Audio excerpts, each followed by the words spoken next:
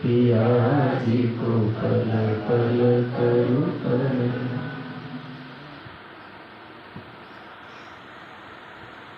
पहले दिन इस्लाम में गांधी भाई कदम सेवा करी सी देवचंद्र जी की कदमों सोपी आतम कदमों सोपी आतम। पहले दिन इस्लाम में ऋषि प्राणनाथ त्यागे अभ्यंतर श्री अर्जुन रस पूर्ण ब्रह्म सच्चिदानंद निजानंद संप्रदाय का ज्ञान यहाँ से उदय हुआ यानी प्रगट थे। एते दिन त्रिलोक में हुती बुद्ध सुपन सो बुद्ध जी बुद्ध जागृत ले प्रगटे पूरी नवता के संसार ની અંદર 4 વેદ 6 દર્શન निरुक्त छंद અને 18 પુરાણ ભાગવત રામાયણ મનુસ્મૃતિથી લઈ અને અનેક સ્મૃતિઓ 108 સ્મૃતિઓ એવી રીતે હિન્દુસ્તાનની અંદર ઘણા બધા ધર્મ ગ્રંથ હતા પણ જેટલા ધર્મ ગ્રંથ હતા એ ધર્મ ગ્રંથમાં ખાલી વેદ એક એવો ધર્મ ગ્રંથ છે જે ધર્મ ગ્રંથની અંદર અક્ષરાતીત સુધીનો સંકેતનું વર્ણન કરે। સંકેત એટલે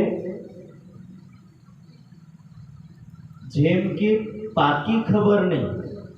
સપોઝ मान लो आ देवधा गांव છે બરોબર એ ફળિયા ઘણા બધા છે મને ખબર નહીં પણ કોઈક વ્યક્તિની કોઈ ફળિયામાં જવું હોય તો ફળિયાનું જ્ઞાન નહીં હોય પણ એવું કહી શકે કે આ ફલાણા ફળિયા પછી ઓલો ફળિયો આવી શકે એટલે પૂર્ણ જ્ઞાન હજુ થયું। એવી રીતે વેદની અંદર સ્પષ્ટ નથી વર્ણન કે પરમધામ કયા પ્રકારનું છે પણ થોડું ઘણું તો વર્ણન છે અને છે। તો એતે દિન ત્રિલોક में होती बुद्ध सुपन के आज સુધી જે કંઈ દુનિયાની અંદર જ્ઞાન હતું એ જ્ઞાન કેવું હતું દુનિયાના બ્રહ્માંડની અંદરનું જ્ઞાન હતું। વેદ થોડુંક બહારનું જ્ઞાન બાકી પુરાણ 18 પુરાણથી લઈને તમામ જે શાસ્ત્રો છે એ આ હદના બ્રહ્માંડની અંદરની વસ્તુ છે એટલે કે આ બ્રહ્માંડની અંદરનું સર્જન છે અને આના બ્રહ્માંડના સર્જનના હોવાના કારણથી શાસ્ત્રના માધ્યમથી જે કંઈ જ્ઞાન મળે છે લોકો ત્યાં સુધીનો વિચાર કરે અને ત્યાં સુધીનું ચિંતન કરે એટલે એટલું ચિંતન કરવા વાળા વ્યક્તિને શું કીધું કે સપનાની બુદ્ધિનું જ્ઞાન। સપનાની બુદ્ધિનું જ્ઞાન એટલે કે ભાઈ આ બ્રહ્માંડનું જે વર્ણન કર્યું એ સ્વપ્નવત છે। સ્વપ્નવત એટલે કે જેમ આપણે રાત્રિમાં સૂતા સવારમાં ઉઠ્યા રાત્રિમાં કોઈ ભૂલથી સપનું આવ્યું એટલે સવારે ઉઠે એટલે સપનાની ખબર જ નહીં પડે કે સપનું દેખાયું આટલો સુંદર વ્યક્તિ હતો આટલું બધું હતું પણ સવારમાં ઉઠીને દેખ્યું એટલે હાથમાં પણ કંઈ એમ નહીં અને બીજું પણ કંઈ નહીં। તો આવી રીતે રાત્રિમાં હોઈ શકે વ્યક્તિ રાજા પણ સપનામાં થઈ જાય અને કરોડપતિ પણ બની જાય પણ સવારે હતો એવો ને એવો। તો આને શું કહેવાય સ્વપ્ન। અને આના બ્રહ્માંડની સ્વપ્નવત કેમ કીધું કારણ કે આજ દેખાય આપણે બિલકુલ પાકું દેખાય સમજી ગયા ને દેખાય તો બિલકુલ સ્પષ્ટ દેખાય છે કે યાર એકદમ અખંડ જેવું લાગે છે પણ જ્યારે આપણી ઉંમર પૂરી થઈ જાય અને શરીરના છૂટ્યા પછી જ્યારે આપણને એનો ભાવ થાય કે જે દેખાતું તે સત્ય નહીં હતું એટલે સત્ય નહીં હતું એટલે એને શું સમજીએ આપણે સ્વપ્નવત કે જેનો નિરંતર નાશ અને ઉત્પત્તિ થાય છે એવા બ્રહ્માંડની દુનિયામાં સ્વપ્નવતનું ઉદાહરણ આપ્યું કે આ સ્વપ્ન જેવું લાગે છે તો સત્ય પણ સત્ય નથી અને આવા બ્રહ્માંડને લઈ અને સ્વપ્નના બુદ્ધિના શાસ્ત્રોનું વર્ણન કર્યું કે જે કંઈ આની અંદરના શાસ્ત્રો છે એ સ્વપ્નના શાસ્ત્રો છે અને બહારનું જે વર્ણન કરે છે જે અખંડનું વર્ણન કરે છે એ અખંડના શાસ્ત્રોનું વર્ણન કરે છે। એટલે આ દુનિયાની અંદર જે જ્ઞાન આવવાનો માર્ગ હતો એ માર્ગ એક ઉત્તમ જીવ હતો અને એ જીવ ઉપર કોણ બેઠી સ્વયં શ્યામા મહારાજ। એમ તો તમે પ્રસંગ સાંભળ્યું કે રાજજી મહારાજ શ્યામાજીની 3 વાર મળ્યા। કેટલી વાર મળ્યા પણ તમને એવું લાગે છે કે 3 વાર મળે राज्य एक चौपाई में वर्णन करिए, तुमको खेल दिखने पहले आए श्रीराज, कि आपको खेल दिखाने से पहले श्रीराज जी यहाँ पधार गए थे, तो फिर आसो समझो कि हमको खेल दिखलाने से पहले आए श्रीराज, कि राजी तो पहले आ गया, तो फिर आ बीजू वर्णन केम के भाई हवे देवचंद्र जी ने अंदर प्रवेश करी रहा, तुम्हारे आकार में आए के बैठे हम, कि हम तुम्हारे शरीर में अब बैठ रहे, कि तुम्हारे हृदय में बैठ रहे, ऐसा वर्णन क्यों किया जा रहा? एक बात तो लकड़ी है, लकड़ी ने हम सामान्य रूप से देखो તમને ખબર નહીં પડે કે એની અંદર અગ્નિ છે, ખબર પડે ખરી? નહીં ખબર પડે, પણ બાળો તો બળી આવે, લકડી બાળવું હોય તો બળી જાય. કેમ બળે? કારણ કે લકડીની અંદર પણ અગ્નિ છે એટલે બળી છે. બાકી લકડીની અંદર અગ્નિ નહીં હોય તો નહીં બળી શકે. 5 તત્વ ઓલરેડી લકડીની અંદર પહેલેથી પડેલા છે, એટલે ઈ લકડીની અગ્નિનો સહારો મળ્યો, લકડી બળી ઉઠી. પણ હવે બળી ઉઠી ત્યારે ખબર પડી કે આ અગ્નિ તેજ થઈ ગઈ. એની પહેલા કોઈને ખબર નહોતી કે આની અંદર પણ કઈક વસ્તુ છે અને છે. એવી રીતે પરમાત્મા સૂક્ષ્મ રૂપથી હર આત્માની સાથે છે, પણ જ્યાં સુધી આત્મા પ્રયત્ન ના કરે, કૃપા માફક કરની માફક કૃપા, એ અંકુર માફક હોય કે જ્યાં સુધી તમારી યોગ્યતાની પાત્રતા નહીં હોય ત્યાં સુધી પરમાત્મા પણ કંઈ કરી શકે. સમાન રૂપથી બધાને સમાન શિક્ષા આપવામાં આવે. જેમ કે મહાભારતના યુદ્ધમાં સમાન રૂપથી દ્રોણાચાર્ય બધાને એક જેવી શિક્ષા આપે છે, પણ કોઈક વ્યક્તિ ગદાધારી છે તો કોઈક વ્યક્તિ ધનુર્ધારી છે, કોઈક વ્યક્તિ ભાલાધારી છે તો કોઈક વ્યક્તિ તલવારધારી છે. હવે તલવાર ચલાવવાનો વાળો વ્યક્તિ ધનુર વાળાને પરાસ્ત કરે છે, ધનુર ચલાવવા વાળો તલવાર વાળાને પરાસ્ત કરે છે, ગદાધારી તલવાર અને ધનુષ વાળાને પરાસ્ત કરે છે, ભાલાધારી ધનુષ અને તલવાર વાળાને પરાસ્ત કરે છે. આવી રીતે એકબીજા યોદ્ધાને એક બીજો યોદ્ધા પરાસ્ત કરે છે. કેમ? કારણ કે આ બધાએ એની યોગ્યતા અને એની બુદ્ધિના સ્તર પર આ જ્ઞાન ગ્રહણ કર્યું. એટલે રાજજી મહારાજે શું કીધું કે કૃપા માફક કરની માફક કૃપા એ અંકુર से હોય કે અંકુર बिना संभव नहीं. चाहे वीर કેટલું પણ તમે કોશિશ કરો, પણ यदि યોગ્યતા નથી, અંકુર નથી, મહેનત નથી, વગર મહેનતનો વ્યક્તિ કે મને આ બધું મળી જવું જોઈએ તો સંભવ થાય? આગળ પ્રસંગ આવશે. બિહારીજી મહારાજ ગાદી પર બેસે છે, પણ ગાદી પર બેસવાથી પણ કશું થાય નહીં.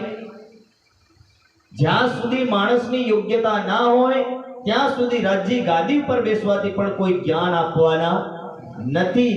એવી રીતે રાજજી મહારાજ સૂક્ષ્મ રૂપથી હર આત્માની સાથે જોડાયેલા છે અને આપણી સાથે છે, નિરંતર છે. પણ નિરંતરતા ત્યાં સુધી છે જ્યાં સુધી આપણે એ રાજજી મહારાજની ઓળખવાની કોશિશ કરી. સ્વામીજી એક ઉદાહરણ વારંવાર આપે કે સાગરની લહેરોને ત્યાં સુધી ખબર નથી પડતી કે એ લહેરો સાગર કરતા અને સાગરથી અલગ છે કે ભેગી છે, પણ જ્યારે લહેરો ઉછાળ મારે છે ત્યારે લહેરોને ખબર પડે છે કે હું સાગરથી અલગ છું. અને જેમ સપોઝ માન લો અત્યારે આ મારો હાથ દેખાય તમને લોકોને? આ હાથ દેખાઈ રહ્યો. હવે આખા હાથની અંગુલીઓ કોની સાથે જોડેલી છે? હાથ જોડે. પણ તૂટીને અલગ થઈ જાય તો ત્યારે હાથની પણ ખબર પડે, મનુષ્યની પણ ખબર પડે કે મારું કંઈક અલગ થાય. એના પહેલા કંઈ ખબર પડે નહીં. એવી રીતે રાજ્યથી અલગ થયેલી બ્રહ્માત્માઓ અને બ્રહ્માત્માઓથી અલગ થયેલા રાજ્ય, આ બંનેનો સંગમ છે.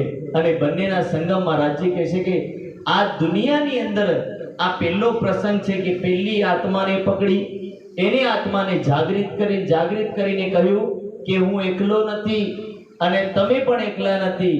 આપણી સાથે 12,000 બ્રહ્મ સૃષ્ટિઓની ફौज से ने श्यामा महारानी कीधु ल्याओ बुलाए तुमरो अल्लाह जो रोहे मेरी आशिक, के मारी जे ब्रह्मंगनाओ छे ब्रह्मंगनाओने तमे लईने आवजो, कारण के तमारे एकलाने पण परमधाम आववानुं नथी. ओडी भेली जागसी बेली खेल देख्या सबो एक बाता करसी जुदी जुदी विध विधनी विषय कर कि हम आए एक साथ जाएंगे एक साथ, इसीलिए ये मत सोचना कि आप जल्दी जल्दी जागृत थे पहुंच गया परम धाम ना। बोले ऐसा बिल्कुल मत सोचना, ये अपना प्रसंग है। इसलिए पहलो जो सुंदर साथ बने एनु सुंदर साथ નું નામ શું પડ્યું? ગાંગજી ભાઈ। હવે ગાંગજી ભાઈના ઘરે આ જ્ઞાનનું અવતરણ થવા લાગ્યું। એક બે દિન ત્રિલોકમે હુતી બુદ્ધ સુપન સો બુદ્ધજી બુદ્ધ જાગ્રત લે પ્રગટે પૂરી નવતન, કે સૌથી પહેલું જે સ્વરૂપ વર્ણવવામાં આવ્યું એ સ્વરૂપનું નામ બુદ્ધ સ્વરૂપ વર્ણવવામાં આવ્યું। અને આગલું જે સ્વરૂપ આવશે એ સ્વરૂપનું નામ શું પડશે? બુદ્ધ નિષ્કલંક સ્વરૂપ। ध्यान रखो, बे अवतारનું વર્ણન આવે છે, એક બુદ્ધ અવતાર અને બીજો બુદ્ધ નિષ્કલંક અવતાર। આ બંનેનું વર્ણન અલગ અલગ છે અને બંનેનું વર્ણન અલગ અલગ કેમ છે? કારણ કે એક જાગૃત બુદ્ધિના જ્ઞાનનો માર્ગ અપનાવે છે અને બીજો નિજ બુદ્ધિના જ્ઞાનનો માર્ગ। અને નિજ બુદ્ધિ અને જાગૃત બુદ્ધિ બંને બુદ્ધિનું અહીંયા વર્ણન કરવામાં આવ્યું। હવે નિજ બુદ્ધિ અને જાગૃત બુદ્ધિ એટલે આ દુનિયાની અંદર દેવચંદ્રજીના માધ્યમથી જે કઈ લીલા ચાલી એ બુદ્ધ સ્વરૂપનું વર્ણન કર્યું કે બુદ્ધ અવતાર છે। બુદ્ધ અવતાર એટલે કે જ્ઞાન હતું પણ પૂર્ણ રૂપે જ્ઞાન નહીં હતું। ધ્યાનથી સાંભળજો, દેવચંદ્રજીને પૂર્ણિમાના ચાંદના રૂપમાં વર્ણન કર્યું। શાંતિથી બોલું છું, એક એક વાત દિમાગમાં ઉતારજો। દેવચંદ્રજીને કયા રૂપમાં વર્ણન કરવામાં આવ્યું? પૂર્ણિમાના ચાંદના રૂપમાં વર્ણન કરવામાં। મહેરાજ ઠાકોરની અંદર જ્યારે રાજ્ય વિરાજમાન થયા ત્યારે હક્કી સ્વરૂપ શ્રી પ્રાણનાથજીને શું કહેવાયું? બપોરનો સૂરજ કરીને વર્ણન કરે।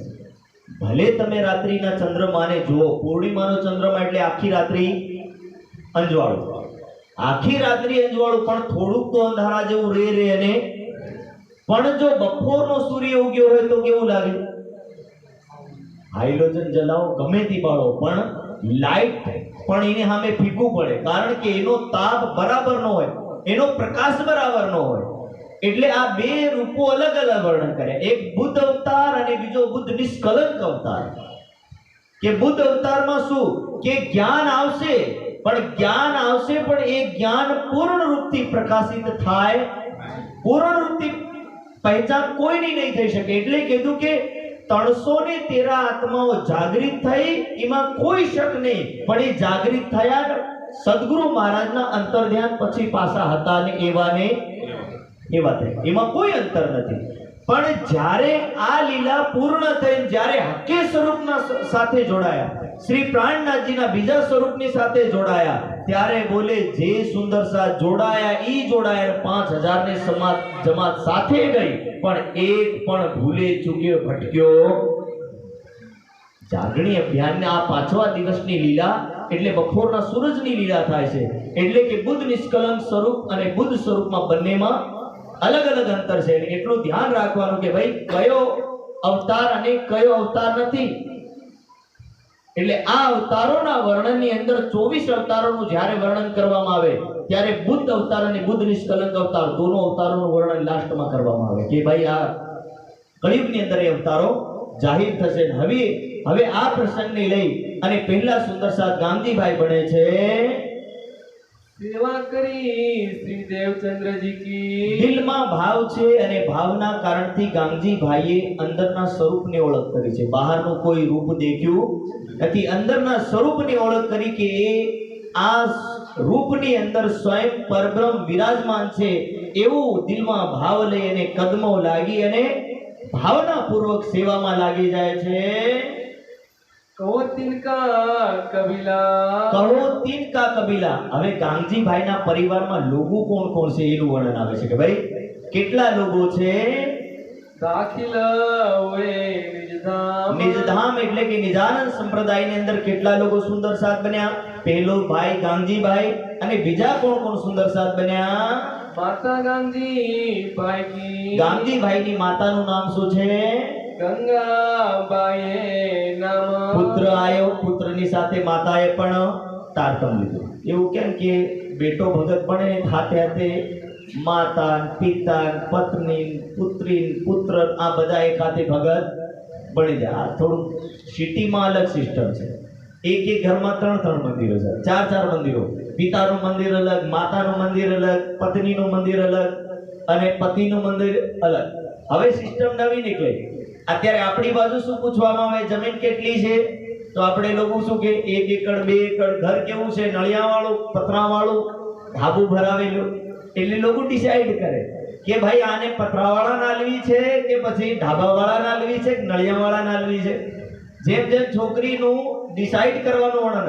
સિટીમાં હવે અલગ સિસ્ટમ ચાલી ગઈ. સિટીમાં પેલો ધર્મ સુધી પૂછવામાં આવે કે કઈ ભક્તિ માને, તો જે ભક્તિ માને એ ભક્તિની સાથે મારી દીકરી આ ભક્તિને સ્વીકાર નહીં કરે, તને પસંદ છે તો હા બોલ, નહીં પસંદ છે તો ના બોલ. એટલે પત્ની અલગ જાય અને પતિ અલગ જાય. પત્નીના મંદિરમાં દર્શન કરવા પતિ નહીં આવે અને પતિના મંદિરમાં પત્ની દર્શન કરવા નહીં જાય. સુરતની એક ઘટના ઘટિત થઈ છે. પત્ની જૈન સમાજની અને પતિ નિજાના સંપ્રદાયનો છે. 2012 કે 13 ની ઘટના છે, એટલી મને ખબર છે. છોકરો નિજાનંદ મંદિર મહામંગલપુરીમાં આવે, પણ વહુ આવતી એટલી વહુને ઘૃણા છે કે ઈ પ્રસાદ પણ નહીં ખાય. બોલે નિજાનંદ સંપ્રદાયની હું પ્રસાદ પણ ખાઉં.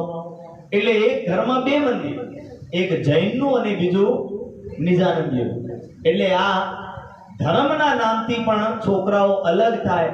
એટલે હવે બધું આપણે પૂછવામાં આવી રહ્યું કે ભાઈ તમારો ધર્મ કયો ને અમારો ધર્મ કયો. એ એડજસ્ટ થાય કે નહીં થાય એ પહેલું પૂછ લેવામાં આવે, પછી લગ્ન કરવામાં આવે. આ કોઈકને બધું ચાલે, બધું ચાલે. ઘણા તો છોકરીઓને શરાબીને ઘેર પણ આપી આવે, પૈસા હોવા જોઈએ, બાકી બીજું કોઈ જોતું નથી. ઘણાની છોકરી આવી રીતે પણ પરેશાન થાય. અને ઘણાના ધર્મ અલગ છે અને બધું અલગ છે. પછી છોકરી જાય એટલે ઈના ધર્મ નહીં પાળે. મોહમ્મદ સાહેબ, આમાં આખી દુનિયાનો એક કોઈ બુદ્ધિમાન માણસ દેખાય, મને મોહમ્મદ સાહેબ દેખાય છે, બીજો કોઈ દેખાતો જ નથી. દેખો દુનિયામાં કોઈ કઈક નિયમ બનાવ્યા ને તો મોહમ્મદ સાહેબે એક જ નિયમ બનાવ્યો કે મુસલમાનની છોકરી હોય, છોકરો હોય, મુસલમાનમાં જ લગ્ન કરશે, બીજામાં લગ્ન નહીં કરી શકે. આવો કોઈ બુદ્ધિમાન માણસ જોયે તમે લોકો? કદાપી નહીં દેખ્યા. હિન્દુ સંપ્રદાયની અંદર આટલા વિખવાટ કેમ? કારણ કે આનું બધું ડામાડોળ છે. આના છોકરા મુસલમાનમાં જાય તોય ચાલે, ઈસાઈમાં જાય તો ચાલે, જૈનમાં જાય તો ચાલે, બૌદ્ધમાં જાય તો ચાલે. આમાં ગમે તેમાં જાય, તમે કોઈ રોકટોક થતી નથી. પણ સૌથી મોટી કોઈ બુદ્ધિશાળી વ્યક્તિ થઈ તો એ બુદ્ધિશાળી વ્યક્તિ કેવલ મોહમ્મદ સાહેબ થયા અને એને નિયમ બનાવ્યો કે મુસલમાનનો છોકરો હોય, છોકરી હોય, મુસલમાનમાં લગ્ન કરશે. એ ભલે પછી કાકાની છોકરી કાકાના છોકરા સાથે લગ્ન કરે, પણ બહાર કોઈ લગ્ન કરવા જવો જોઈએ નહીં. એટલે મુસલમાને આખા વર્લ્ડમાં સૌથી વધારે દેશ કોઈ ના હોય ને તો મુસલમાન હશે. કારણ કે એક પરિવારથી 2 પરિવાર, 2 પરિવારથી 3 પરિવાર, આનો પરિવાર વધે પણ કમ થાય. અહીંયા વધે નહીં, ઘટે સાહેબ. છોકરા જન્મ લે, વહુ નવા સંપ્રદાયની આવે, છોકરો એની રાહે ચડે, છોકરી પતિને રાહે ચડે. એટલે હવે રી કોણ જાય? નિજાના સંપ્રદાયના સ્વરૂપ સાહેબ ભરોડા એક મંદિર છે, કોઈને જોયું?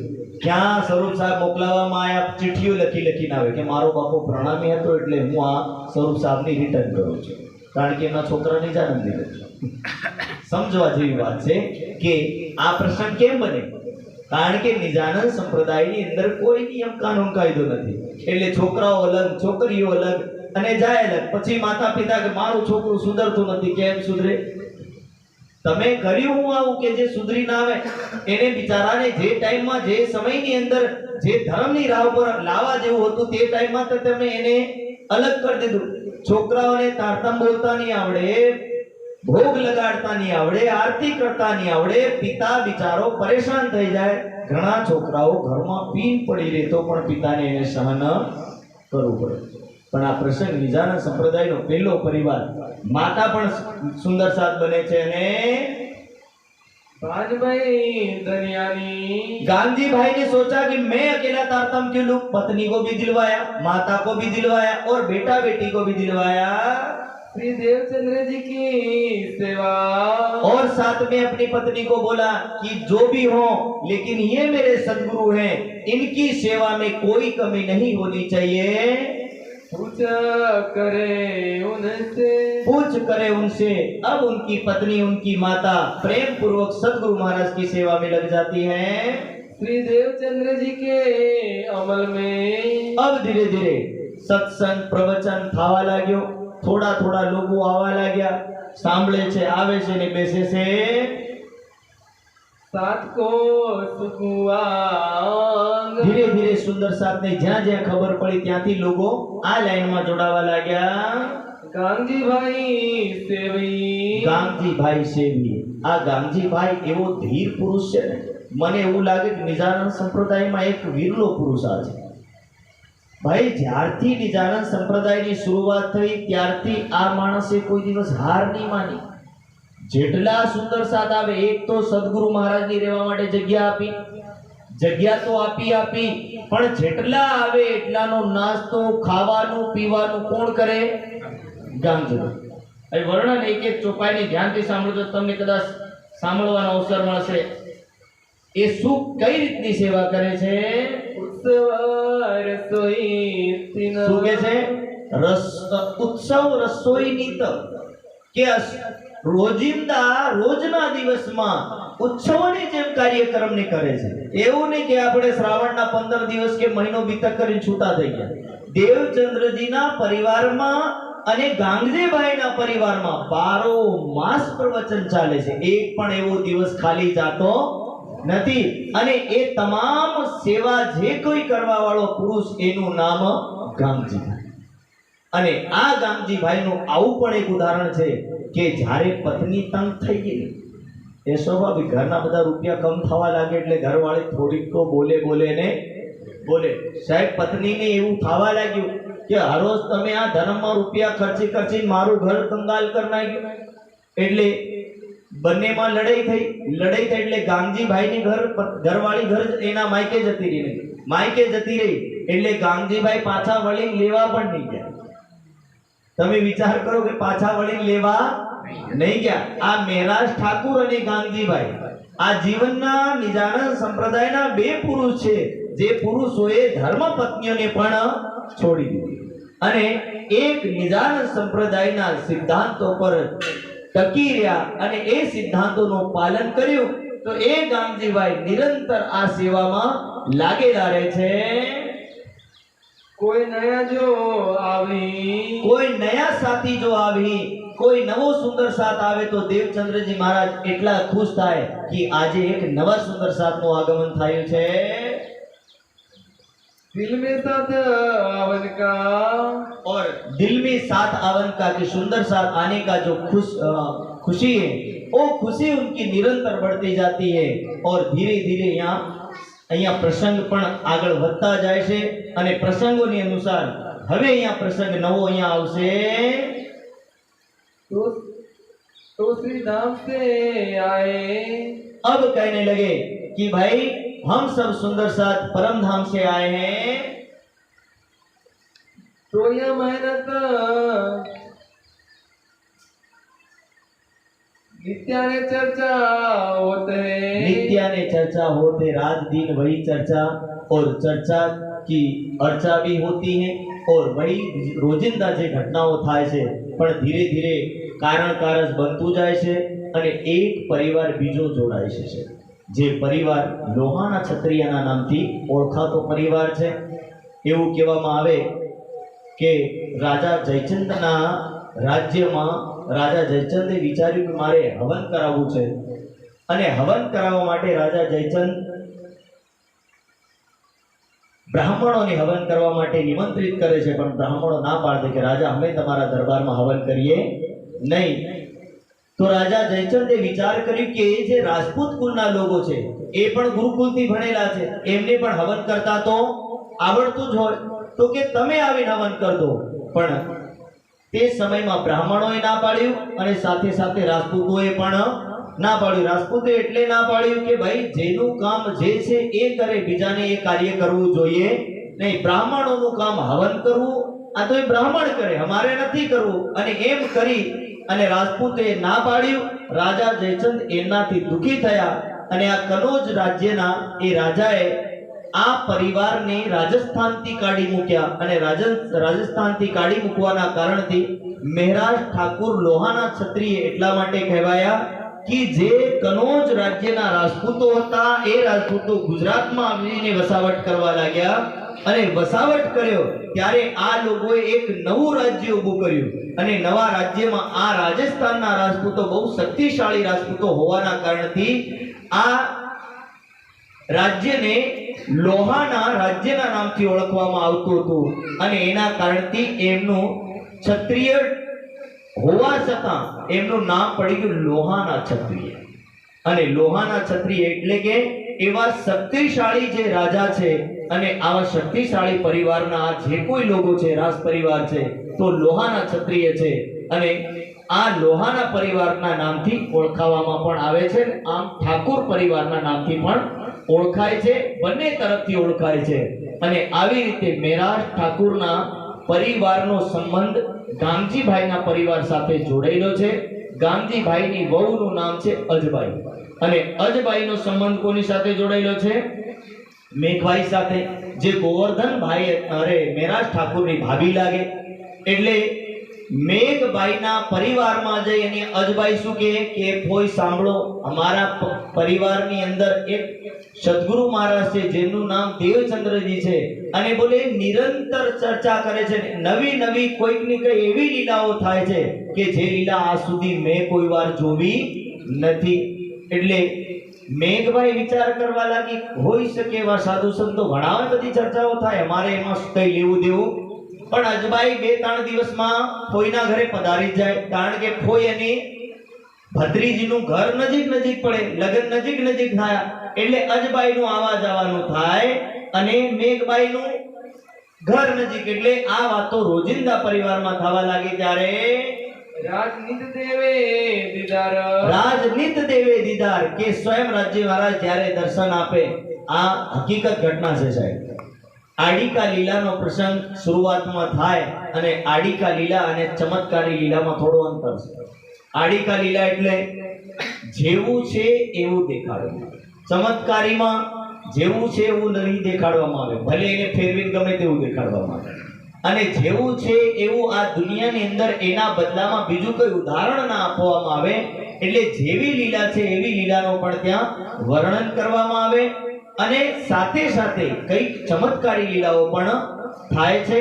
તો રાજનીત દેવે દીદાર કે સુંદર સાત ચર્ચામાં બેઠા અને બેઠેલા સુંદર સાતને હવે રાજ્ય મહારાજ સુંદર સાતને જોડવા માટે ઘણી વાર ચર્ચા થતી હોય અને એવા પ્રસંગની અંદર રાજ્ય સ્વયં દર્શન આપે છે. કોઈક વાર કૃષ્ણના રૂપમાં, કોઈક વાર બાકે બિહારીના રૂપમાં, કોઈક વાર પરમધામના રૂપમાં. આ અનેક સ્વરૂપોની અંદર જ્યારે દર્શન મળે ત્યારે સુંદર સાત દર્શન કરીને ખુશ થાય છે અને પ્રસન્ન થાય છે. તબ મેઘબાઈને કહી કે અજબાઈની વાતો સાંભળી અને મેઘબાઈ શું કહે છે? જાઓ ગોવર્ધન તુમા. ભાભી લાગે એટલે દેવરની કીધું, દેવરજી તમે જઈ આવો. દેવરનું નામ શું છે? ગોવર્ધનભાઈ. अब ગોવર્ધનભાઈ પણ નહીં ગયા. કોની મોકલે? એમની ઘરવાળી પદ્માન મોકલી કે હું જઈ નહીં શકું, કારણ કે રાજ્યનો કારભાર છે, રાજ્યનું કાર્ય છે. એટલે ગોવર્ધનભાઈ અને કેશવ ઠાકોરના બધા પુત્ર રાજ્યના કામોમાં લાગેલા છે, સેનામાં બધા ભરતી છે. એટલે સૈનિક પણ છે, કોઈ સેનાપતિ છે, આવી રીતે કોઈક ના કોઈ કાર્યમાં બધા નિમણૂક થયેલા છે.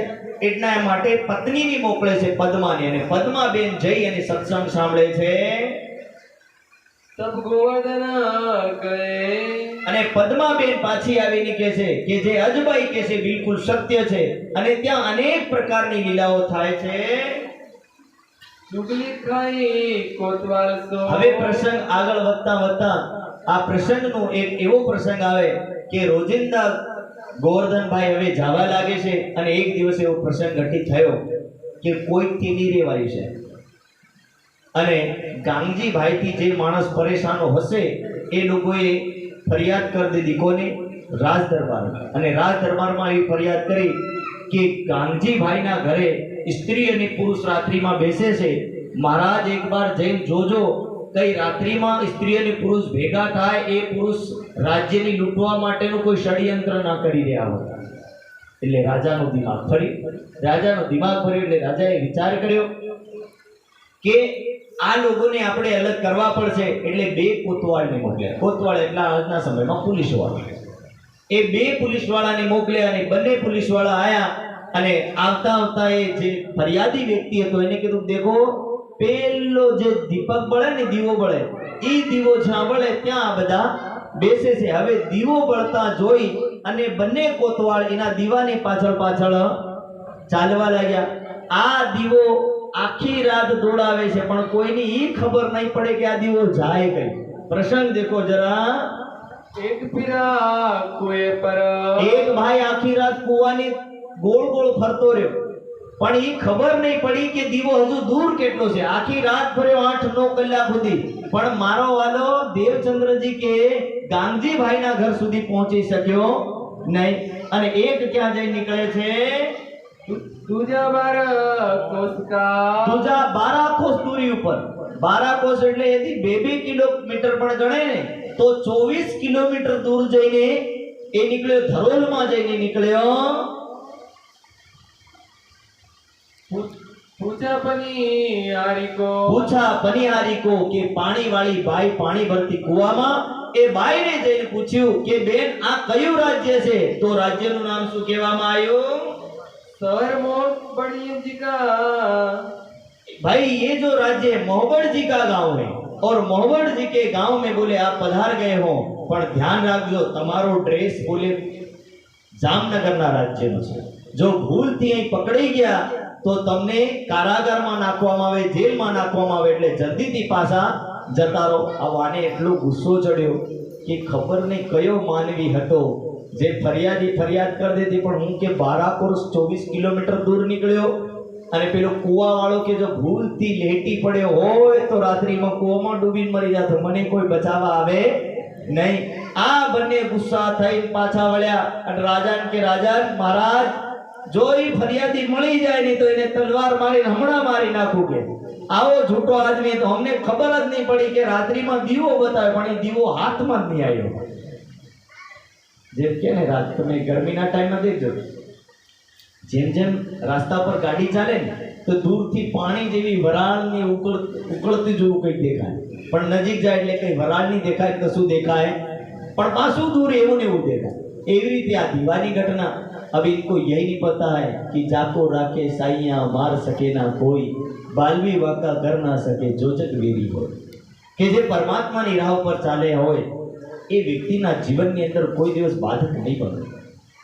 પણ કોઈક એવો વ્યક્તિ છે કે ધર્મના મધ્ય બાધક બને છે, ધર્મના રાસ્તામાં રોડા બનીને ઊભો રહે. એટલે કોઈ બી વ્યક્તિને ધર્મનું કાર્ય કરતો હોય તો ખુદનું કોઈક વસ્તુ આપી તો આપી દેવી પણ કોઈ દિવસ બાધક બનવું નહીં. અને જો બાધક બને તો એનું નુકસાન પણ થાય. જરૂરી નહીં કે નિજાનંદ સંપ્રદાયની વાત, કોઈ બી સંપ્રદાયનો કોઈ સારું કાર્ય કરતો હોય તો એને સપોર્ટ કરો પણ એને પરેશાન મત કરો. આ નિજાનંદ સંપ્રદાયની વાત એ કહેવા માંગે છે. અને આ જે ચમત્કારી લીલા થઈ, આ લીલાને જોઈ અને તમામ લોકોને, એ સૈનિકોને પણ એવું લાગ્યું કે આ ઉપરવાળાની કૃપા કહેવાય. એક કે હું મોહબળજીના રાજ્યમાં ગયો પણ હું બંદી નહીં બનાવ્યો એટલે ઉપરવાળાની મહેર કહેવાય કે આપણને બંદી બનાવવામાં આવ્યા નહીં.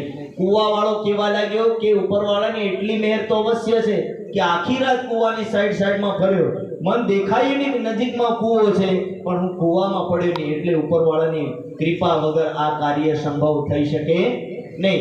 એ મહેર અને કૃપા સમજી અને બિચારા ભૂલી ગયા. શિકાયત વાળો પણ જતો રહ્યો અને આવી રીતના પ્રસંગો ત્યાં નિત્યના ઘટિત થાય છે. સંવત 1675, સંમત 1675 નો જે દિવસ છે એ દિવસે શું થયું? ભાદોની 14 ના ભાદો માસના દિવસે અને 14 ના દિવસે પ્રગટે ધની શ્રી ધામ, પ્રગટે ધની શ્રી ધામ. હવે મહેરાજ ઠાકુરનો જન્મ થાય છે સંમત 1675 મહેરાજ ઠાકુર એ વ્યક્તિ છે જે વ્યક્તિની અંદર ઇન્દ્રાવતીની આત્મ વિરાજમાન છે. હવે અહીંયા ઘટનાઓ અલગ અલગ થાય અને અલગ અલગ પ્રસંગો આવે. ધ્યાન રાખજો, ઘણીવાર ઘણા સુંદર સાથને એવું થાય કે આ બે તનો મહારાજજી કેમ વિરાજમાન થયા? અમારા તનોમાં કેમ વિરાજમાન નહીં થાય? પણ એનું કારણ છે સાહેબ, ઇન્દ્રાવતીની આતમે રાસલીલા જ્યારે થઈ ત્યારે કૃષ્ણજી ઓજલ થયા, ત્યારે ઇન્દ્રાવતીની આતમ સ્વયં કૃષ્ણજીનો રોલ નિભાવે છે અને તે સમયની અંદર એમનું સર્વસ્વ સમર્પણ કર્યું અને તે ટાઈમથી આ નિશ્ચિત થઈ ગયું કે જાગણીના બ્રહ્માંડની અંદર ઇન્દ્રાવતીના તનની ઉપર રાજ્ય વિરાજમાન થઈ લીલા કરશે. આ તે સમયથી પાકું થયું.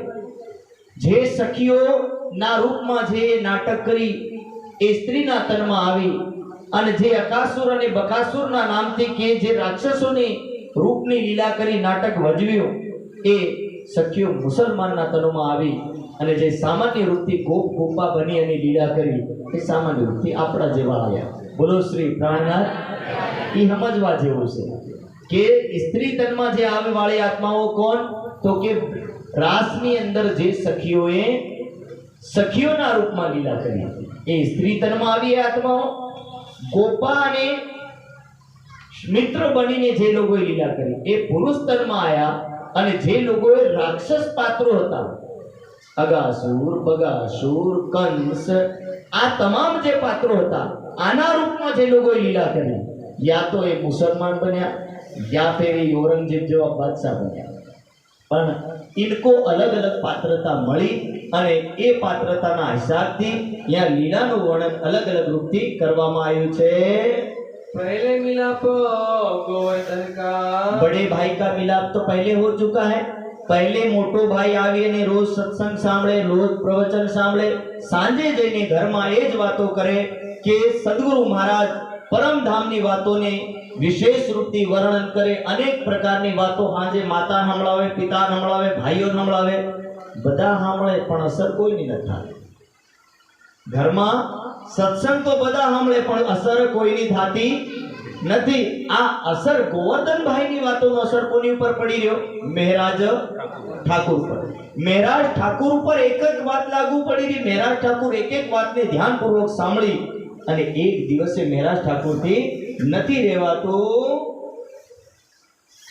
12 વર્ષ મહિના જોયો. વર્ષ કેટલા? 12 વર્ષનો છોકરો છે અને મહિના કેટલા? 2 મહિના થયા. तब आए चरणों लगे. તા ઉપર 10 દિન. 12 વર્ષ 2 મહિના અને ઉપર કેટલા દિવસ થયા? 10 દિવસ. એ સમયની અંદર આ અંદરની આત્મા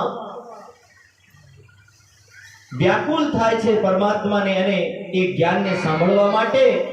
અને મહેરાજ ઠાकुर गोवर्धन भाई ने कहवा लगे को भैया आप भी मुझे साथ में ले जाना, मैं भी सत्संग सुनने को लिए तैयार हूँ, आप मुझे यहाँ से साथ में ले जाओ. इधर महेराज ठाकुर को गोवर्धन भाई समझावे कि भाई તમે નાના છો, નાના છોકરાઓ ત્યાં સત્સંગ નથી સાંભળવા આવતા, ત્યાં જો તમે આવો અને કદાચ રમોન ખટપટ કરો તો સદગુરુ મહારાજ મને કઈ બોલશે, એટલે તમે સત્સંગ માટે ના આવો. અને એમ કરીને ગોવર્ધનભાઈ મહેરાજ ઠાકુરને મનાવે છે. પણ મહેરાજ ઠાકુર કે ના, મારે તો આવું છે, હું આ સત્સંગમાં આયા વગર રહી શકું નહીં.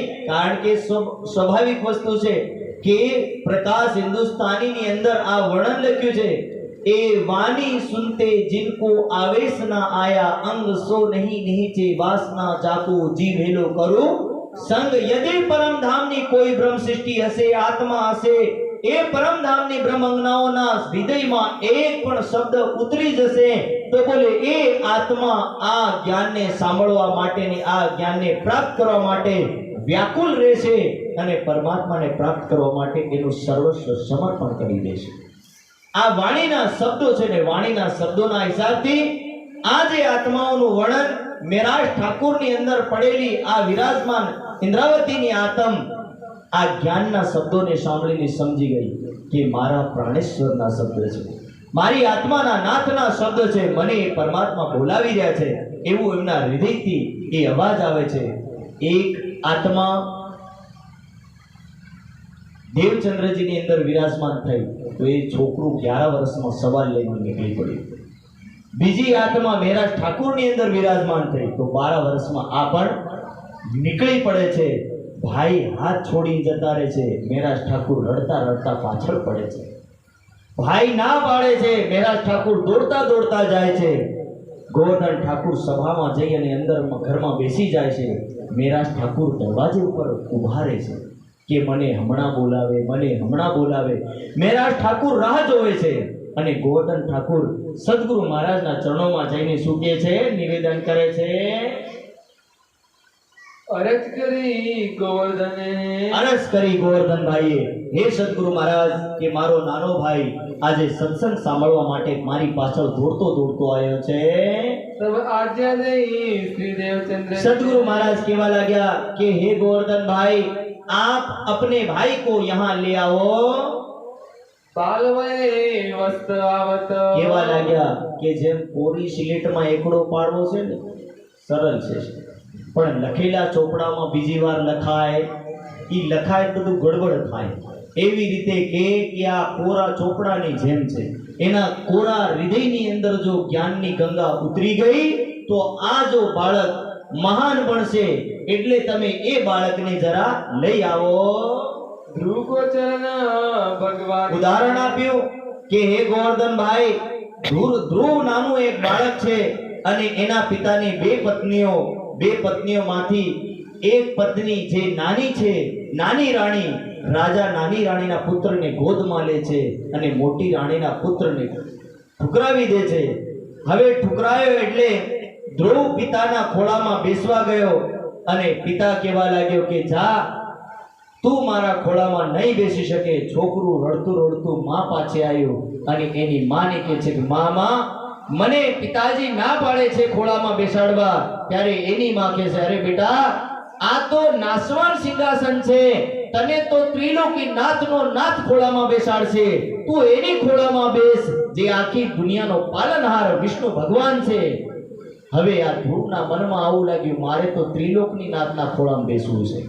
સાહેબ રાત્રિનો ટાઈમ, બાળક રાત્રિના ટાઈમમાં નીકળી પડ્યું. જંગલમાં જઈ અને ધ્રુવ કઠોર તપ કરે છે અને વિષ્ણુ ભગવાનના મંત્રને જાપ કરતો કરતો વિષ્ણુ ભગવાન વિચારમાં પડ્યો કે આવું તો કઈ ઘટિત થયું, શું ઘટિત થયું જેના કારણથી આ નાનું બાળક એના પિતાને છોડી, એની માતાને છોડીને જંગલમાં આવી અને તપમાં બેઠું. વિષ્ણુ ભગવાન સ્વયં પધાર્યા અને પૂછ્યું, બોલ બાળક, કેમ મને વારંવાર મંત્રથી આવાહન કરે છે? ત્યારે બાળક કહેવા લાગ્યું કે હે ભગવાન, મારા પિતાએ એની ખોળામાં બેસાડવા મને ના પાડ્યો, એટલે મારી માતાએ કીધું કે તું ત્રિલોકની ખોળામાં જઈને બેસ અને હું તમારા ખોળામાં બેસવા માટે અહીંયા આવીને તપ કરું છું. ત્યારે વિષ્ણુ ભગવાન એના બાળકની ખોળામાં લઈ કહે છે બેટા, આજથી તું મારો પુત્ર અને હું તારો પિતા. આ ત્રિલોકીનાથ વિષ્ણુ ભગવાન તને વચન આપે છે કે મેરા ભી એક ધ્રુવ નામક બેટા હૈ. અને તે દિવસથી ધ્રુવને એવું લાગ્યું કે વાસ્તવમાં મારો પિતા વિષ્ણુ ભગવાન છે. અને આ વાત માતાની ખાલી એક જ વાત હતી. માતાની શું વાત હતી? કેવલ એક જ વાત હતી કે ભાઈ તારો પિતા ત્રિલોકી નાથ છે. અને માતાના શબ્દ આ કોરી ચોપડીની અંદર ધ્રુવ નામક હૃદયરૂપી ચોપડીમાં લખાયા અને આ એક લાઈનના કારણથી બાળકે ભગવાનને પ્રાપ્ત કર્યા. એવી રીતે મેરાજ ઠાકુર ના વિષયને લઈ અને ગોવર્ધનભાઈને સદગુરુ મહારાજ સમજાવે કે હે ગોવર્ધનભાઈ, તમારો ભાઈ એક પવિત્ર હૃદયનું બાળક છે, એને તમે અંદર લઈ આવો. અને જ્યારે અંદર લાયા ત્યારે તત્કિરે મિને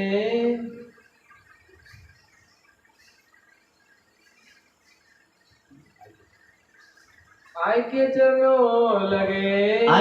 ચરણો લગે, ચરણોમાં આવીને જ્યારે નમન કર્યું ત્યારે તબહી દઈ નિધા તુરંત ચરણોમાં પ્રણામ કર્યું. રાજજી મહારાજ દેખે છે કે આ તો મારું એ તન છે જેના તનમાં મારે લીલા કરવાની. યો 69 પાતિયા લીખિયા તબ સૈયા હમડી લીખી સાત. ઇન્દ્રાવતીની આતમ વર્ણન કરે છે કલશ અને ગુજરાતીની અંદર. યો 69 પાતિયા કે અમે જે પત્ર લખ્યા એમાં શ્યામા મહારાણી રાજ્યને કહે છે કે હે રાજ્ય મહારાજ, અગલી લીલા અમારે તનથી થાય એવી અમારી આશા છે. પણ રાજ્ય કીધું ના, બે તનોની જે લીલાનું વર્ણન કર્યું એ બે તનોથી થશે અને બે તનો થકી થવાનું આ ફિક્સ છે, આમાં કોઈ હેરફેર થઈ શકે નહીં. અને બે તનો કયા કયા તન? તો એક મેરાજ ઠાકુર અને બીજું તન દેવચંદ્રજી.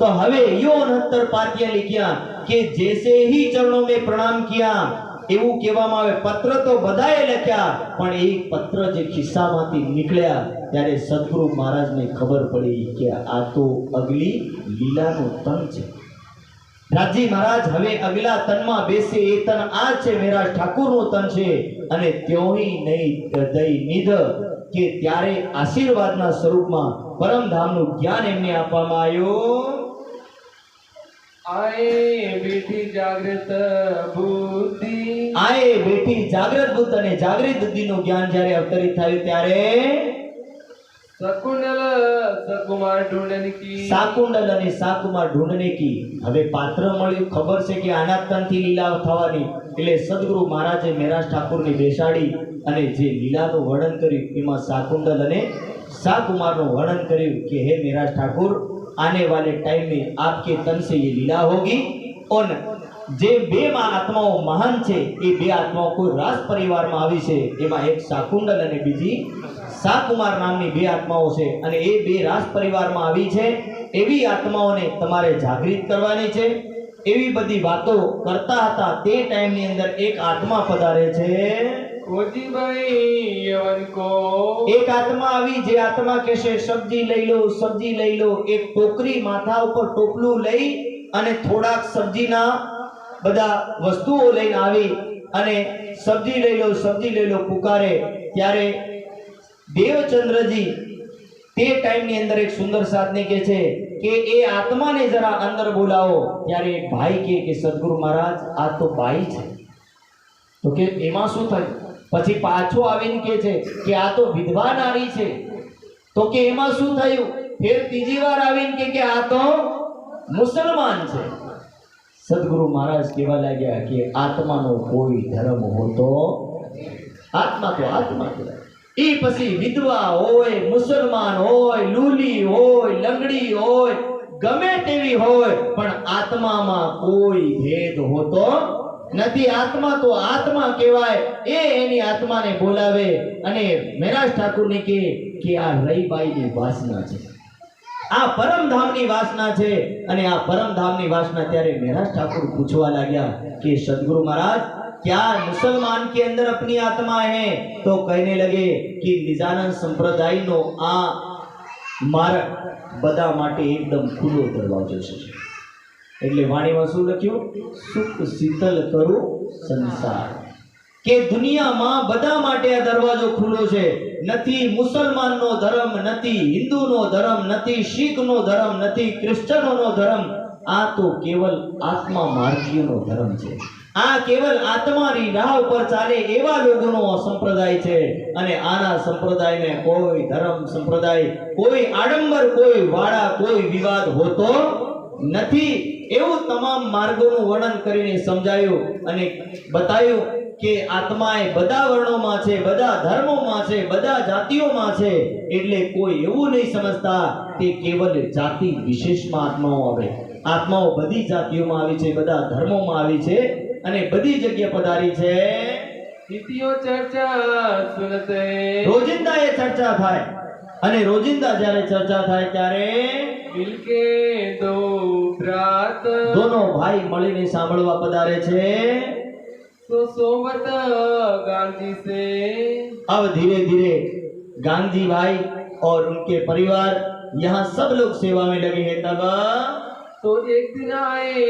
घर में एक दिवस साહેબ ઘરમાં પધાર્યા ઘરવાળાને હવે આ લોકોને તો જ્ઞાનનો રસ ચડવા લાગ્યો ભક્તિનો રસ ચડ્યો એટલે ગોવર્ધન ભાઈએ રાજ દરબારમાં જવાનું બંધ કરી દીધું મેરાજ ઠાકુર તો નાના પડે ગોવર્ધન ભાઈ રાજ દરબારમાં કાર્ય માટે જતા હતા ફૌજમાં કાર્ય કરે સૈનિક પણ છે હવે ગોવર્ધન ભાઈ એ બધું કામ છોડીને કઈ લાગી ગયા સત્સંગમાં એટલે સાવળિયા ઠાકુર હરોજ દેખે કે બંને ભાઈ સવાર ના જાય અને હાજે વળીને આવે ની ઘરનું કોઈ કામ કરે ની ઘરના કઈ કામમાં હાથ બટાવે એટલે ઈ સાવળિયા ઠાકુર સાંજે શું કહે છે कया तुम बिगड़े दो भाई બંને ભાઈ એમ કીધું તમે બગડી ગયા છે હરોજ ઘેરનો કોઈ કામ ધંધો નહીં ભલે તમે સવારમાં લીન ચાલી પડો ને હાંજે વળીને આવો ઘરના કામો કોણ કરે એક દન હોય બે દન હોય તો વાત એટલે તમે એક એક બે બે વર્ષ સુધી ઘરનું કામ જ નથી કરતા તા પાળવાનું બધું કામ કોણ કરે तो सोबत गांगी से આ કેમ તમે વગડ્યા? તો કે ગાંગજી ભાઈને જે દિવસથી ઘરે ગયા તે દિવસથી તમે વગડી ગયા. એટલે તમે જેને ઘેર જાઓ ઈ ગાંગજી ભાઈ અને દેવચંદ્રજીને બંનેની હું આના રાજ્યથી બહાર કઢાવી. કોની આવી વાત કરી? સામલિયા ઠાકોર. કારણ કે રાજ સત્તા છે ભાઈ, રાજા નથી પણ મંત્રીના છોકરાઓ છે અને સત્તા તો હોય. એટલે સામલિયા ઠાકોરે ધમકી આલી. ધમકી આલતા સાથે આ પણ રાજપૂતોનો ખૂન. એ તો સ્વાભાવિક છે કે રાજપૂતોના ખૂનોમાં વાત વાતમાં તલવાર ખેંચવાની આદત તો હોય ને હોય. બંને ભાઈએ તલવાર કાઢી. ની મોટો ભાઈ દેખ્યું, ની કઈ દેખ્યું અને તલવાર લઈને પાછળ પડ્યા. હવે પાછળ પડ્યા એટલે સાવલિયા ઠાકોર ડરતા ડરતા જાય તો જાય ગઈ અને માની પાછળ જઈને હંતાયા અને હંતાઈને કીધું કે માતા કઈક રક્ષા કરો, નહીં તો આ બે મને મારી નાખે. પછી ધનબાઈએ વિચાર કર્યો કે આમને બચાવવું પડે અને મોટા છોકરા જેમ તેમ કરીને દરવાજો બંધ કરી અને અંદર કર્યો. પેલા બેહુન બહાર રાખ્યા. હાંજ પડી ત્યાં સુધી માતા દરવાજે બેહી રહી અને હાંજે કેશવ ઠાકોર મંત્રી સાહેબ આયા ઘરે પધાર્યા અને સાંજના સમયમાં કીધું તમારા બે છોકરાએ બહુ આજ ઉત્પાત કર્યો. તો કેશવ ઠાકોર પૂછવા લાગ્યા કે એવું તો શું થયું? તો કે ભાઈઓ એટલું કે સામલિયાએ ગોવર્ધન ઠાકોર અને મેરાજ ઠાકોરના ગુરુ અને ગામજી ભાઈના વિષયમાં અપશબ્દ બોલ્યા ને એનું કારણ એટલું હતું કે બંને તલવારો ખેંચી લીધી. એટલે હવે પછી પિતાએ કીધું સાંજના સમયમાં બધા એક સાથ ખાવું જોઈએ. રાજ પરિવાર એટલે સાહેબ એક સાથ બેસે, અલગ અલગ બેસે નહીં. એટલે બધા રાજ પરિવારના કારણથી એક સાથ ભોજન માટે બેઠા. ભોજનના ટાઈમમાં માતાને बात सामने पिता ने निर्णय लीधो कि बेटा आपके गुरुदेव जो देवचंद्र जी वो भी बोले यही भागवत सुनते थे. कहाँ पर? कानजी भट्ट के यहाँ नजीक में सांभळता था અને ગાંધીભાઈ પણ ત્યાં સાંભળતા હતા. એટલે એક કામ કરો કે કાલ તમે અહીં સાંભળવા જાવ. તો બંને ભાઈએ મળીને કીધું પિતાજી અમે સાંભળવા જવા માટે ના નથી કહેતા, પણ જો અમારા સવાલનો જવાબ કેશવ ભટ્ટ મહારાજ આપે तो हमें काल थी नहीं सांभळवा जाओ, ओला मंदिरे जाइए नहीं. बस आटली शरत राखी. पिताए कीधुं कोई बात नहीं बेटा, कल के दिन आपको जो सवाल पूछना है वो पूछ लेना. बट कितने गुना के लोग हवार थई पिता पुत्र बने 3 जण पहुंची गया भट्टजीना मंदिरमां. भट्टजीना मंदिरमां जईने कीधुं के महाराज मारा छोकराओ कंईक सवाल पूछे छे. तो भट्टजी कहेवा लाग्यो जे कंई पूछे મને જો આવડતો હોય તો હું તમને बतावीश. અને ભટ્ટજી મહારાજે કીધું પૂછો કે કયા સવાલ છે? તો કે ભાઈ ગુણ કિતने हैं जरा बताओ. तत्व कहो कितने सही. તત્વ કેટલા, ગુણ કેટલા અને શું પૂછ્યું બીજું? कितने प्रलय लोक. લોક કેટલા અને પ્રલય કેટલા. સવાલ કેટલા પૂછ્યા? પહેલા ગુણ પૂછ્યા, પછી હું પૂછ્યું तत्व पूछा, पछी पूछ्યું प्रलय અને પછી લોક પૂછ્યા. 4 સવાલ પૂછ્યા અને ચારો સવાલમાં ભટ્ટજીએ જવાબમાં શું કીધું કે ગુણ કેટલા હોય? પહેલા સવાલનો જવાબ તો કે ગુણ 3, રજોગુણ, તમોગુણ અને સતોગુણ. તત્વ કેટલા વર્ણન કર્યા? બીજા નંબરના સવાલનો જવાબ આપ્યો કે તત્વ 5, આકાશ, વાયુ, અગ્નિ, જલ અને પૃથ્વી. आ 5 तत्व होय. पछी पूछ्યું કે प्रलय કેટલી? तो के 4 प्रलय. आ तीजा सवालનો જવાબ આપ્યો કે 4 प्रलय. એમાં 4 કઈ કઈ? तो કે નિત્ય પ્રલય. નિત્ય કોને કહેવાય? तो કે જે રોજ ધરતી પર કોઈ કોઈ મરે છે એનું નામ નિત્ય. નૈમિતિક પ્રલય તો કે 10 લોકોનો લય થઈ જાય, પાતાળ લોકથી લઈને સ્વર્ગ લોકનો લય થઈ જાય. પ્રાકૃતિક પ્રલય વૈકુંઠ તકનો લય થઈ જાય. મહાપ્રલય એટલે આખા બ્રહ્માંડનો લઈ થઈ જાય. લોક કેટલા? તો કે 14 લોક. એમાં આપણે કયા લોક ઉપર બેઠા? તો કે ધરતી રૂપી લોક ઉપર, ભૂ રૂપી લોક ઉપર. નીચે કેટલા લોક? તો કે 7, અતલ, વિતલ, સુતલ, તલાતલ, મહાતલ, રસાતલ અને પાતાલ. ઉપર કેટલા? તો કે ઉપર 6 લોક અને પૃથ્વીને મળીને ટોટલ 7 લોક થઈ જાય. ભૂ, ભુવ અને એના પછી સ્વર્ગ, સ્વર્ગ પછી મહારલોક, જનલોક, તપલોક અને સતલોક. આવી રીતે 14 લોકોનું વર્ણન કર્યું અને ચારો સવાલનો જવાબ આપ્યો. હવે 5મો સવાલ પૂછવા માંડ્યા પાંચમો સવાલ શું પૂછવામાં આવ્યો? 4 સવાલના જવાબ બરાબર મળ્યા. પાંચમો સવાલ પૂછ્યો કે મહારાજ એટલું બતાવો કે આ પરમાત્મા કયા લોકમાં રહે? તો ભટ્ટજી મહારાજે કીધું એ તો ક્ષીરસાગરમાં રહે. કયું વર્ણન કર્યું? ક્ષીરસાગરમાં રહે. તો પાછો એક સવાલ જાગે. આ 6 નંબરનો સવાલ. 6 નંબરના સવાલ પૂછે એ ક્ષીરસાગર કઈ આવ્યો? 14 લોકની અંદર આવ્યો કે બહાર આવ્યો? તો કે એ તો 14 લોકમાં જ આવે. તો કે મહારાજ 14 લોકમાં આવે. તમે પહેલું તો કહી ચૂક્યા કે 4 પ્રકારની પ્રલયમાં આખું બ્રહ્માંડ ખતમ થઈ જાય તો ક્ષીરસાગર પણ ખતમ થઈ જવાનો. ક્ષીરસાગર ખતમ થઈ જાય તો આ પરમાત્મા ક્યાં બેહવાનો? સીધી વાત કે આ પરમાત્મા ક્યાં રહેવાનો? એનો જવાબ આલો. હાવ ગભરાયો પંડિત કે હાવ શું કહું? હવે કહેવાનો કોઈ અવસર મળ્યો નહીં, કારણ કે આ પણ ખતમ થઈ જાય, બધું તો ખતમ થઈ જવાનું. પછી કીધું કે 15વા લોકનું તો તમે વર્ણન કર્યું કે આ પરમાત્મા 15વા લોકમાં જવાનો. હવે કે હું શું કરું? આમાં ભાગવતમાં લખ્યું દાટલું તો આગળનું વર્ણન લખ્યું નથી. જે લખ્યું એ મેં કીધું, આગળનું મને ખબર નથી. ત્યારે કેશવ ભટ્ટજી સમજી ગયા. અરે આપણે કેશવ ઠાકુર સમજી ગયા કે ભાઈ મારા પુત્રોનું જ્ઞાન આના ભટ્ટ કરતા વધારે છે. અને ત્યારે આના બંને પુત્રોનો સવાલનો જવાબ મળ્યો. અને જવાબ મળ્યા પૂછી આ પુત્રો બંને રોજિંદા પિતાએ કીધું ભાવ તમે ભક્તિમાં બરોબર ચડી ગયા, ચડી જાઓ, હવે હું તમને નામ લઉં નહીં. એટલે બંને પુત્રોની છૂટ આલી. રાજ દરબાર આવો તો વા, સેનામાં આવીને ટ્રેનિંગ લો તો વા, સેનાની ટ્રેનિંગ આલો તો વા, હું તમને રોકું નહીં. એટલે બંને પુત્રો મળી અને સત્સંગમાં જાય, બધે જાય. પણ થોડોક ટાઈમ એવો ચાલ્યો અને 24 વર્ષ બંને ભાઈ સાથે રહ્યા. અને એક દિવસ ગોવર્ધનભાઈનું ધામગમન થયું છે. તે દિવસથી મહેરાજ ઠાકુર અલગ થઈ ગયા. અને અલગ થયા તે દિવસથી હવે પ્રસંગ બદલાય છે. અને પ્રસંગની અનુસાર થોડોક પ્રસંગ એવો કહેવા માંગે કે મહેરાજ ઠાકુર ભાઈના મર્યા પછી બરોબર વિરહામાં ઉતર્યા. અને ધીરે ધીરે આહાર બી છોડી દીધો અને પૈસા ભર રહેલો આહાર. રાસ્તામાં જતા જતા કોઈ મિત્ર મળે એવું લાગે, બિચારા મહેરાજ ઠાકુર રાસ્તો બદલે. વાતો કરી મારા પરમાત્માની વાતો રોકાઈ જાય, મારા પરમાત્માના કામમાં બાધક બને. બજારમાં જઈને મનની ચેક કરે, બુદ્ધિની ચેક કરે કે મારું મન કંઈક બીજી જલેબી કચોરીઓ તરફ તો નથી દોડતું, બરોબર, ગુટકા પાન મસાલા તરફ તો નથી દોડતું. બધું ચેકિંગ કરે. અને ધીરે ધીરે મહેરાજ ઠાकुर एक ज बात कि सदगुरु महाराज आपको परम धाम दिखता है तो मुझे क्यों नहीं दिखता। बस धीरे धीरे विरहा में तड़पती ये आत्मा, ये व्यक्ति शरीर आखू पीड़ू पड़ी जाए छे। बालबाई जे गांगजी भाई की बहन है, ये बालबाई कहवा लगी सदगुरु महाराज आप इनकी हालत देखो, एक भाई तो शरीर छोड़ी जतो रह्यो, एक नु धाम गमन थई गयुं अने आ महेराज ठाकुर नु शरीर पीड़ू पड़ी गयुं, तमे कई तो जवाब आलो।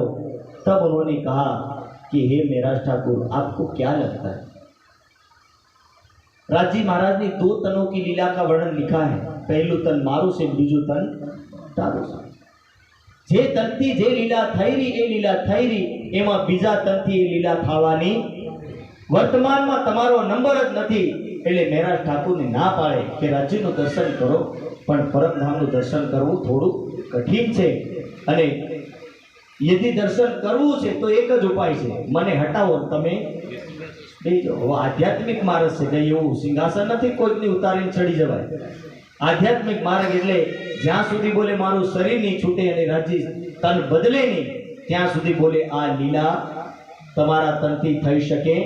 तब महेराज ठाकुर को थोड़ा दुख हुआ, और दुख का कारण बनने के कारण से महेराज ठाकुर हवे पाछा बिरहाना प्रसंग थी बाहर निकल्या અને એમને અમદાવાદ મોકલ્યા પુરાણ સંહિતા ને મહેશ્વર તંત્ર લેવા માટે, બુદ્ધ ગીતા ને બુદ્ધ સ્ત્રોત લેવા માટે। હવે ત્યાંથી ધર્મ ગ્રંથ લઈને આયા અને અહીંથી એમને ગાંગજી ભાઈ કહે છે કે મારો ભાઈ અરબ નગરમાં રહે, અરબ દેશમાં રહે, તો કે તમે જાઓ અને અરબ દેશમાંથી મારા ભાઈને અહીંયા લઈને આવો, અને અહીં આવશે અરબમાં જે વ્યક્તિ રહે અરબોની સંપત્તિ ભેગી કરી ખેતાભાઈ, રૂપિયાનો તો કોઈ પાર નહીં છે, એટલા રૂપિયા ભેગા કર્યા, પણ હિન્દુસ્તાન આવવા માંગતો નથી તો કે તમે ત્યાં જાઓ અને એવી રીતે હવે મેરાજ ઠાકોરને અહીંયાથી ક્યાં મોકલવામાં આવે છે? અરબ દેશ મોકલવામાં આવે છે. કાલનો પ્રસંગ અરબ દેશનો આવશે કે અરબ દેશમાં શું શું થયું અને મેરાજ ઠાકોર કોની જોડે મુલાકાત કરે છે એ તમામ પ્રસંગો કાલના દિવસમાં સાંભળવા મળશે.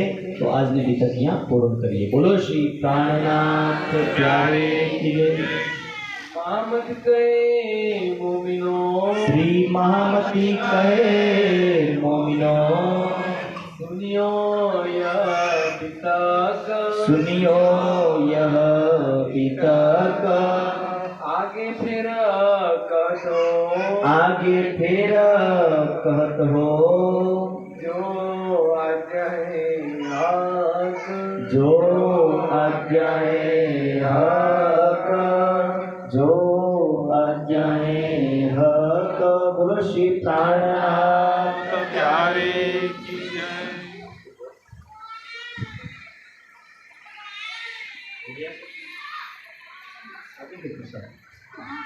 सभी बड़े बोलो श्री प्राणनाथ.